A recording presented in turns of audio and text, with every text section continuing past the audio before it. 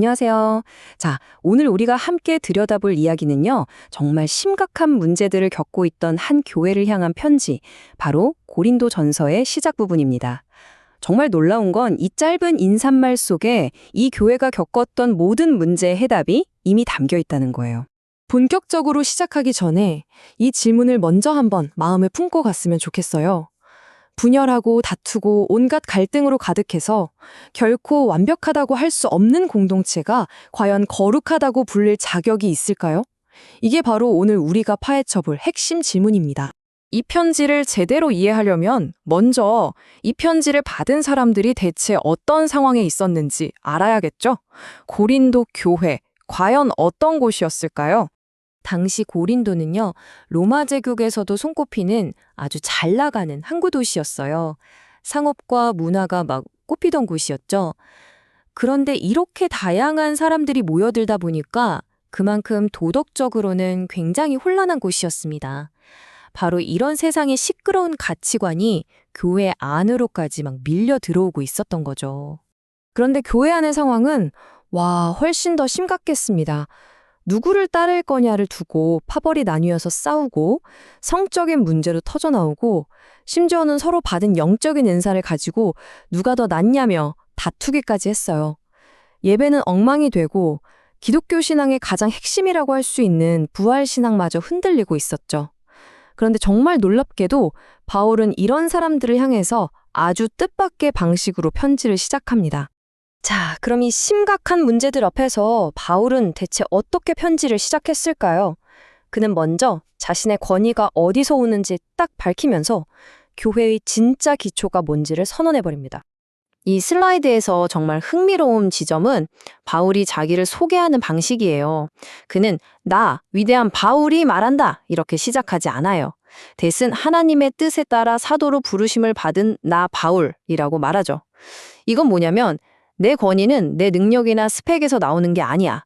나를 부르신 하나님에게서 나오는 거야. 라는 아주 강력한 선언인 거죠. 고린도 교회 안에서 벌어지던 권위 다툼의 정면으로 돌을 던지는 말이었습니다.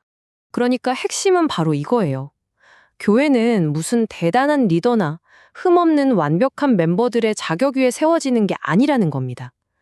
교회라는 공동체의 기초는 처음부터 끝까지 하나님의 부르심이라는 그 신적인 사건 자체에 있다는 거죠. 자, 이제 바울의 인사말 중에서 가장 충격적이라고 할 수 있는 부분입니다. 그는 이토록 문제가 많은 공동체를 향해서 거룩하다고 불러요. 아니, 대체 어떻게 그럴 수가 있었을까요? 바로 이 문장이 모든 걸 설명해 줍니다. 교회의 정체성, 그 거룩함이라는 건 성도들의 완벽한 행동에서 나오는 게 아니라는 거예요. 그들을 너는 내 거야 하고 자기 소유로 부르신 바로 그 하나님의 행동에서 비롯된다는 겁니다. 와, 이거 정말 놀라운 관점의 전환이죠. 여기서 우리는 거룩함이라는 단어를 다시 생각해야 해요.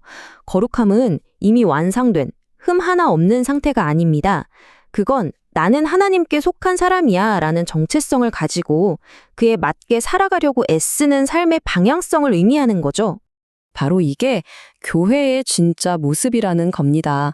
완벽한 사람들의 모임이 아니라 불완전한 사람들이 모여서 각자의 자리에서 하나님의 부르심에 어떻게 응답하며 살아갈지를 함께 배워나가는 공동체, 바로 그게 교회인 거죠. 바울은 이 문제 많은 교회를 향한 축복의 말로 인사를 마무리합니다. 바로 은혜와 평강이라는 두 단어인데요. 이 두 단어는 마치 고린도 교회의 모든 문제에 대한 처방전과도 같아요. 이 둘의 관계를 한번 보세요. 은혜는 아무 자격 없는 우리에게 주어지는 하나님의 선물이죠. 하나님과의 관계를 시작하게 하는 출발점이에요. 그리고 평강은 바로 그 은혜의 관계 안에서 누리며 살아가는 삶의 상태, 바로 그 결과물인 셈입니다. 이게 고린도 교회의 문제랑 정말 기가 막히게 연결이 돼요. 하나님의 은혜를 잊어버리면 사람들은 서로의 능력을 비교하면서 끝없는 경쟁으로 빠져들게 됩니다.